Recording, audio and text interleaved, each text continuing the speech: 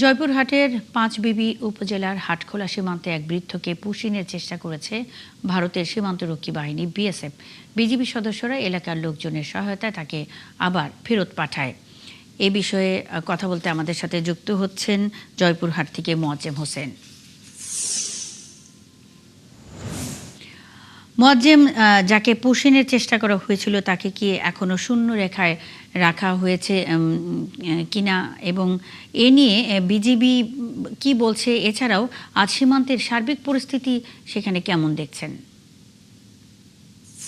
মুন্নি, ধন্যবাদ আপনাকে। আপনি যেমনটি বলছিলেন যে গতকাল যে এক বৃদ্ধকে পুশিনের ঘটনা নিয়ে জয়পুরহাটের যে সীমান্ত উত্তেজিত, এমনটি নয়। পশ্চিমবঙ্গ নির্বাচনের পর থেকেই কিন্তু আমাদের জয়পুরহাট সীমান্ত সহ সারা বাংলাদেশের সীমান্ত ঠিক একইভাবে উত্তেজনা বিরাজ করছে। আপনাকে বলে রাখি যে গতকাল যে বৃদ্ধকে পুশিন করা হয়েছিল সেটি কিন্তু গতকাল সন্ধ্যার দিকে যে সীমান্তর যে সার্চ লাইট রয়েছিল সেটি কিন্তু বন্ধ করে দেওয়া হয়েছিল। আর এরপরে প্রায় 9:30টার দিকে এই বৃদ্ধকে কিন্তু তারা আবার এই বিএসএফ এরা তাদের নিজের ক্যাম্পে অর্থাৎ মোর্তাপুর ক্যাম্পে তারা ফিরিয়ে নিয়ে গিয়েছে।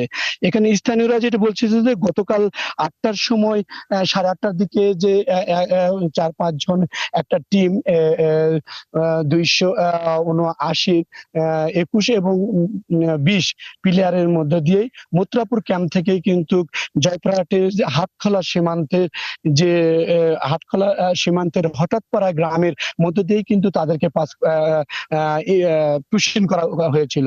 ঠিক এই কয়েকজন বিশৃঙ্খলা ভাবে বিভিন্ন জায়গায় চলে গেছে এবং বাকি যে বৃদ্ধটা ছিলেন ইনি কিন্তু এখানে যে স্থানীয় যে কৃষক ছিল তাদের কাছে জিজ্ঞাসা করেছিল, ক্ষুধার্ত এবং দুর্বল হওয়ার কারণে তাদের কাছে খাবার চাচ্ছিলেন, এবং এই কথাগুলো বলার পরেই কিন্তু তখন স্থানীয় লোকজন বুঝতে পারে যে এটা ইন্ডিয়ার থেকে এসেছে।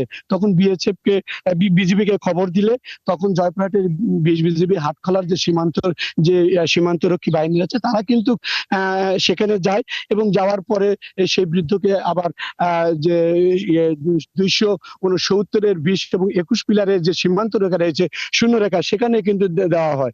সারাদিন দিনভর এই নাটকের পরে বিজিবি এবং বিএসএফ এর পক্ষ থেকে কিন্তু মুখোমুখি অবস্থান করলে এবং বাংলাদেশের যে স্থানীয়ভাবে যারা ছিল তারা কিন্তু লাঠি সোঁটা নিয়ে এই বিজেপিকে সহযোগিতা করতেছিলেন এবং বিএসএফ এর পক্ষ থেকে বারংবার কিন্তু এই বৃদ্ধকে বাংলাদেশে পুষে ঠেলে দেওয়ার চেষ্টা করেছিলেন।